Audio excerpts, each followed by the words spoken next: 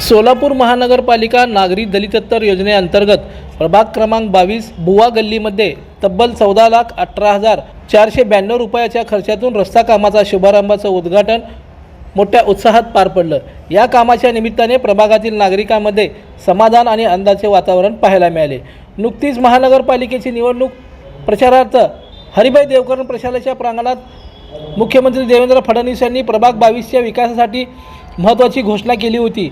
आज त्या शब्दाची पूर्तता करत त्यांनी विकासाच्या नव्या पर्वाची सुरुवात झाली आहे। यांच्या सर्व सहकार्याने या 2 नंबर झोपडपट्टीला नळाची पाणी सोय पहिला स्टँड पाईप टाकले, पुन्हा सर्व सोयी आमच्या लाईट सर्व सगळे सोयी आतापर्यंत आमच्याकडे आहेत। इथून पुढे आमच्याकडे व्हावे आणि आमच्याकडून अजून एक कोणतं राहिली आमच्या मागे वारी दिंडी तुमचा सत्कार आमच्या गेला जेवण त्याला नाश्ता दे ह्या गडबडीने आमचा सत्कार आला। आम्हाला तुम्ही सगळ्यांनी माफ करावे। आजचा जी हा झालेला आहे तुमचा आमचा सत्कार आमचा तुमच्यावर सत्कार झाला। आमचा रस्ता बरेच दिवसापासून हे पडलेला होता, पेंडिंग पडलेला होता। तो आज आपल्या नागेशांना आणि किसन मालक आणि इतर 2 नगरसेविकांच्या हस्ते आज उद्घाटन केलेलं आहे। सांगायला आनंद होतो। निकाल लागून नगरसेवक होऊन जानेवारी 16 जानेवारी 2026 रोजी आमचे 4 नगरसेवक निवडून आले आणि 12 फेब्रुवारी रोजी रोडचं काम चालू होतं। यापेक्षा आनंदाचं क्षण काय असणार आहे? ह्याच्या हा जवळपास गेले 3 ते 4 वर्ष हा प्रलंबित होता। ऑलरेडी हा रस्ता त्याच नगरसेवकांनी केला होता, पण आम्ही न सांगता देखील जसे रिझल्ट आले त्यांनी 8 दिवसांमध्ये काम चालू केलं आणि आज कॉन्क्रिटीकरण सुरू होते।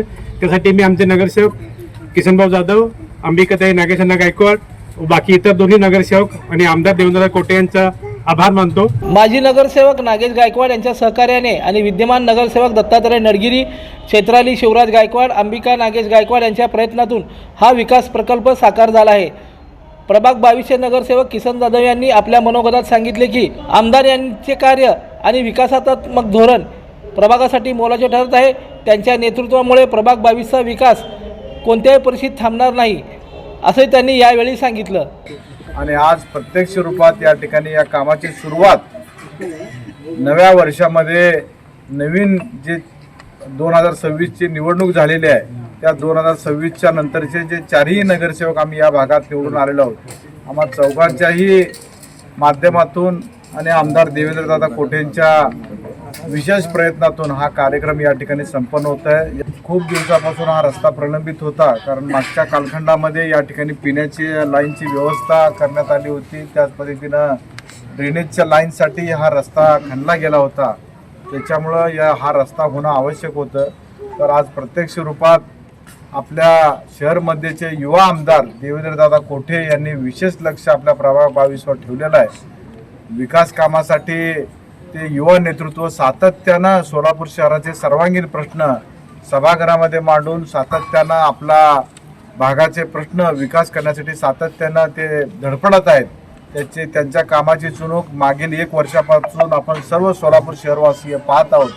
त्यांनी राज्याचे मुख्यमंत्री सोलापूर शहराच्या दौऱ्यावर आलेला असताना युवा आमदारांनी संकल्प केला की सोलापूर शहराला दररोज पाणी पुरवठा झाल्याशिवाय मी माझ्या डोक्याला फेटा बांधणार नाही, असा संकल्प ग्रामदैवत सिद्धरामेश्वराची शपथ घेऊन आदरणीय मुख्यमंत्री साहेबांच्या उपस्थितीमध्ये त्यांनी असा संकल्प केला। असा हा तरुण युवा आमदार देवेंद्रदादा कोटेंच्या माध्यमातून आज या ठिकाणी या कामाची सुरुवात इथं होत आहे।